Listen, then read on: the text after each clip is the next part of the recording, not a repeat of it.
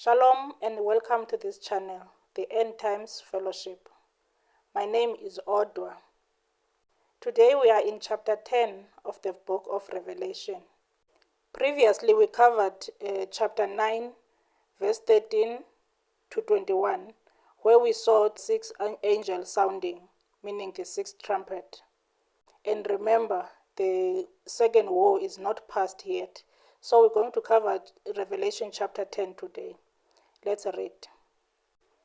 I saw still another mighty angel coming down from heaven, clothed with cloud, and a rainbow was on his head, his face like the sun, and his feet like pillars of fire.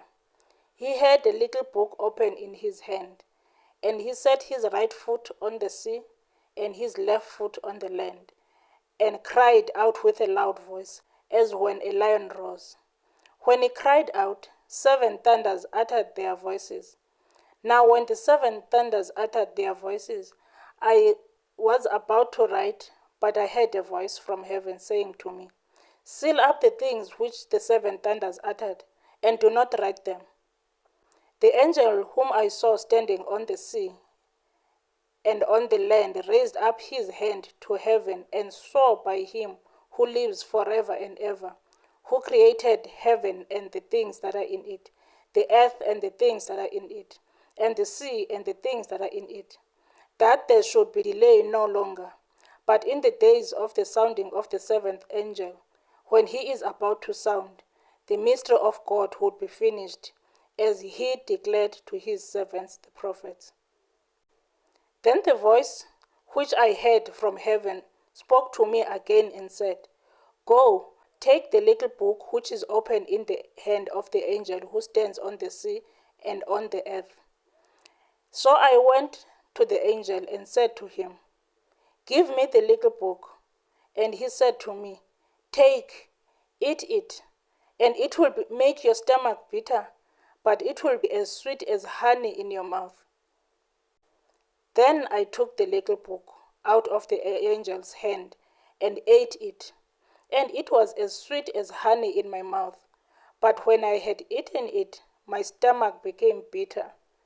And he said to me, You must prophesy again about many peoples, nations, tongues, and kings.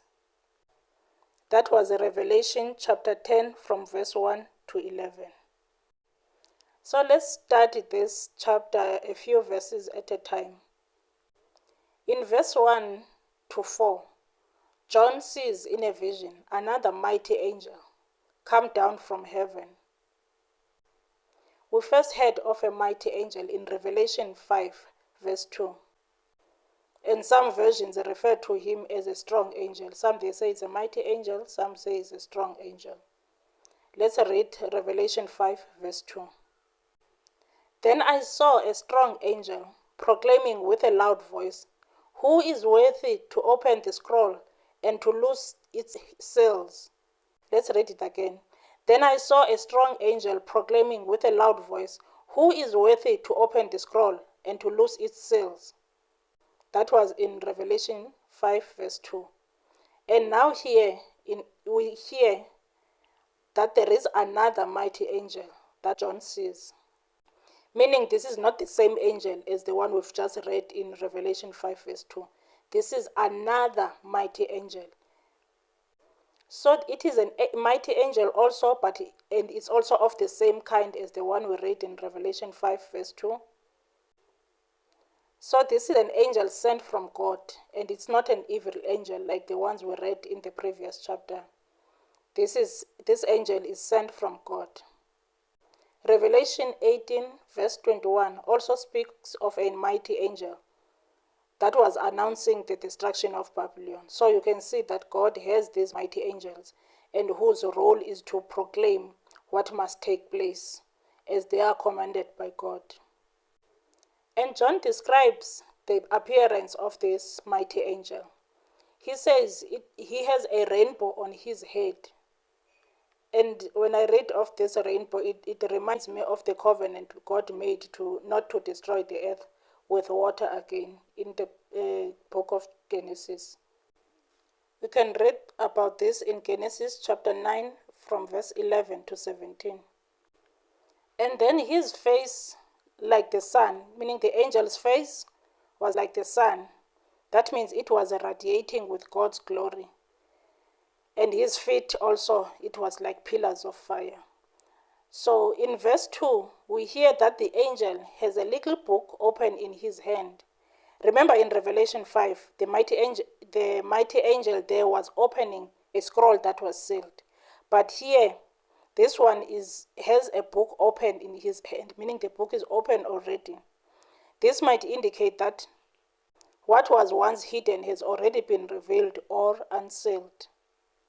And then the angel set his foot on the sea, or his right foot on the sea, and his left foot on the land, and cried with a loud voice as when a lion roars.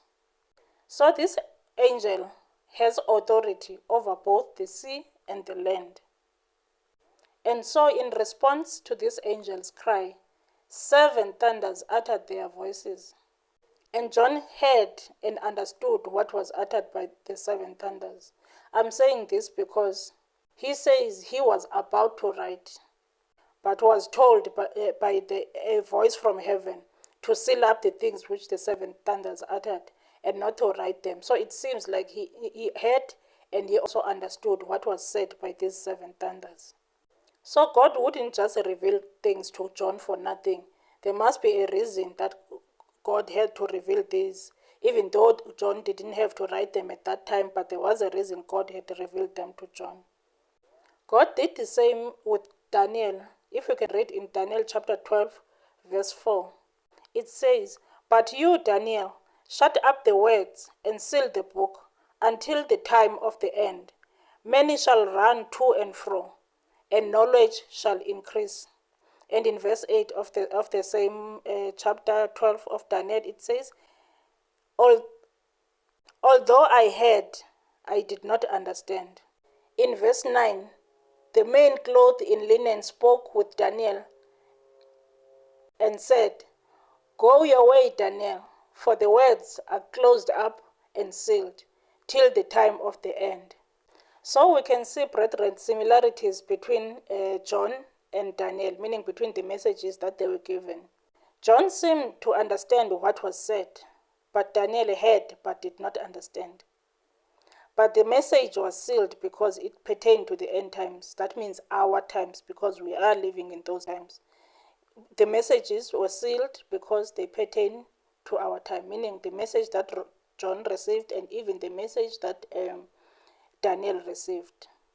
John's message given by the angel is also sealed to be revealed at a future time period, meaning it was not to be revealed at that time when John was given this message, but it was to be revealed at a future period, which is the end times. And now if we look at verse 5 to verse 7, let's read it again. "The angel whom I saw standing on the sea and on the land raised up his hand to heaven and swore by him who lives forever and ever, who created heaven and the things that are in it, the earth and the things that are in it, and the sea and the things that are in it, that there should be delay no longer. But in the days of the sounding of the 7th angel, when he is about to sound, the mystery of God would be finished, as he had declared to his servants the prophets." So the same angel we read about in previous verses is swearing by God that there should be delay no longer. We know this, meaning we know that he was swearing by God because of the descriptions that we are given. The first one, him who lives forever and ever. We can refer to Revelation chapter 4, verse 9 and 10, and also Revelation 5, verse 14. Here we are trying to describe God. All these verses I'm going to read and all these descriptions that are given are describing God. Hence I'm saying we know that this angel was swearing by God. The second one, who created heaven and the things that are in it. You can refer to Genesis chapter 1 verse 1 and Exodus 20 verse 11. And the third one, it says, him who created earth and the things that are in it. You can still use the very same Exodus chapter 20 verse 11 and Genesis chapter 1 verse 1.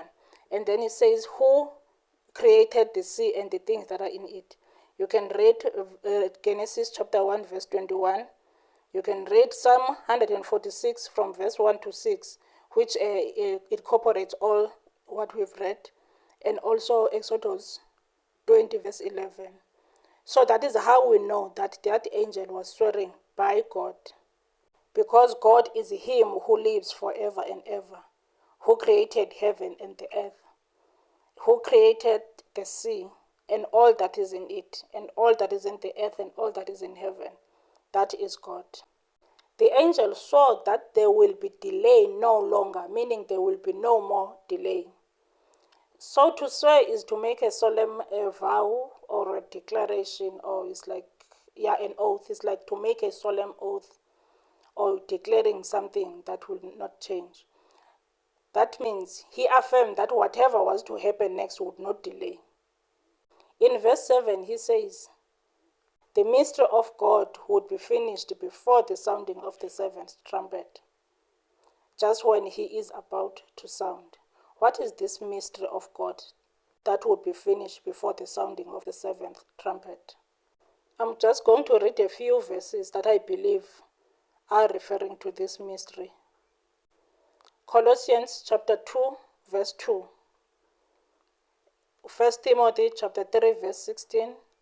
Romans 16 verse 25. Colossians 1 verse 26. Let's just read maybe just two of them. Let's read Colossians chapter 2 verse 2. Let's start from verse 1. For I want you to know what a great conflict I have for you and those in Laodicea, and for as many as have not seen my face in the flesh, that their hearts may be encouraged, being knit together in love, and attaining to all riches of the full assurance of understanding, to the knowledge of the mystery of God, both of the Father and of Christ. That was Colossians chapter 2 verse 2. Let's read 1 Timothy chapter 3 verse 16. And without controversy, great is the mystery of godliness. God was manifested in the flesh, justified in the spirit. Let's read again. And without controversy, great is the mystery of godliness. God was manifested in the flesh, justified in the spirit. Seen by angels, preached among the Gentiles, believed on in the world, received up in glory. Colossians 1 verse 26 speaks of the mystery which has been hidden from ages and from generations, but which has now been revealed to his saints. So I believe, brethren, so far this is what I believe, that this mystery is the fact that Jesus and the Father are one. I believe that this is the mystery that has been hidden for ages, that has been revealed to the saints. Let's continue. Verse 8 to 11.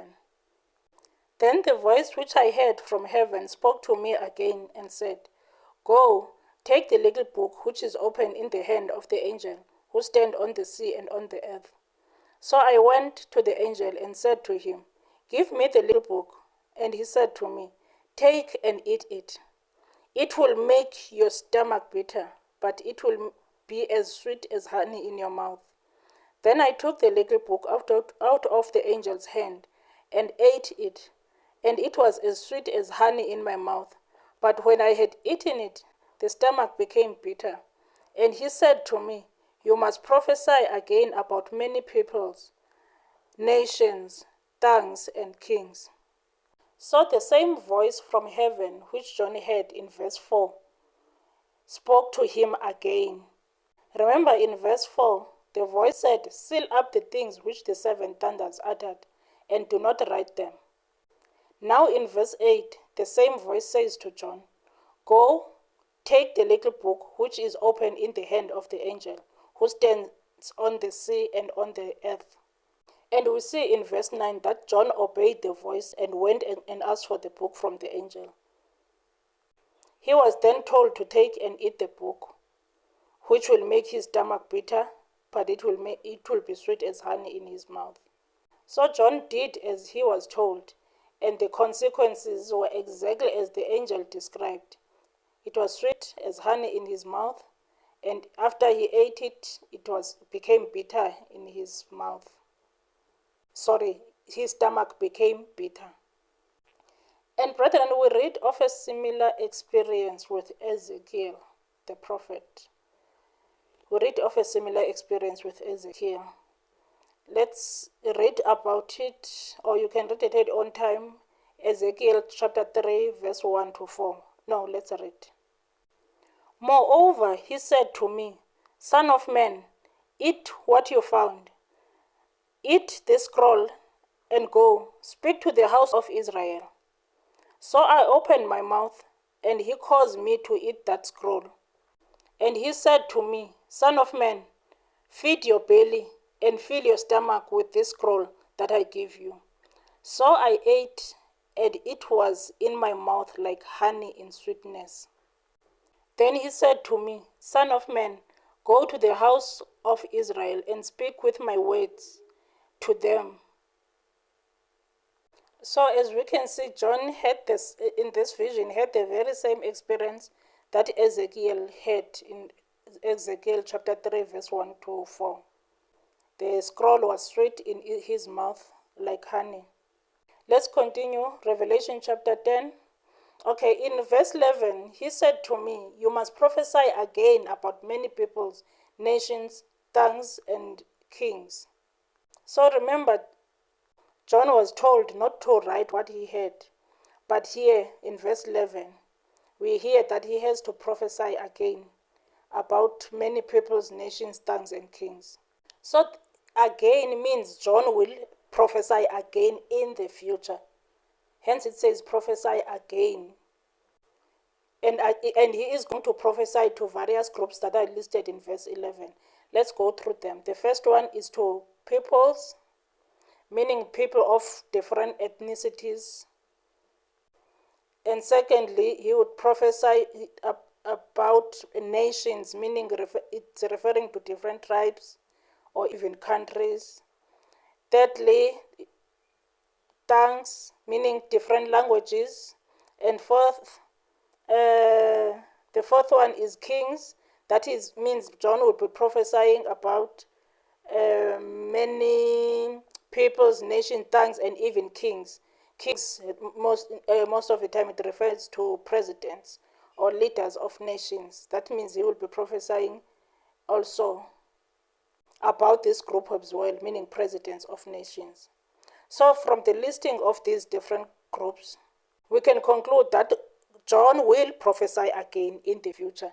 And it will not be a specific area, but it will be a worldwide audience. Because if it says different peoples, different ethnicities, then different ethnicities will be found worldwide, not in one area.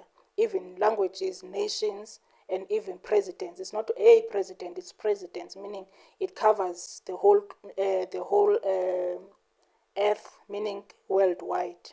So clearly this part is referring to the end times, which is our time. So then, brethren, whether it says John prophesied again, does that mean John will come during these end times and prophesy these words to us? It might be possible that there will be a person in his caliber or with the same calling as John, meaning a prophet, who will be prophesying again about these many peoples, nations, tongues, and kings. It may not necessarily be John, but it will be somebody that God chose with the same calling or anointing. So in conclusion, brethren, during these end times, whatever was sealed in the past, whether in the book of Daniel or whether during the time when John was given this message, will be unsealed in these end times. And I believe God will be using his servant, meaning we will have a servant that will be proclaiming or revealing this truth, not only to a specific audience, but worldwide. A person that will not only speak to them, but about them, as it says in verse 11. So I hope, brethren, you are encouraged to continue to read this book. And remember, the second war is still not past. We're covering chapter 10 now, and we're still going to cover verse 1 to verse 14 of chapter 11 before the first war passes. So I hope you'll be encouraged to read more, and I hope God will reveal even more to you as we go. Shalom. God bless you.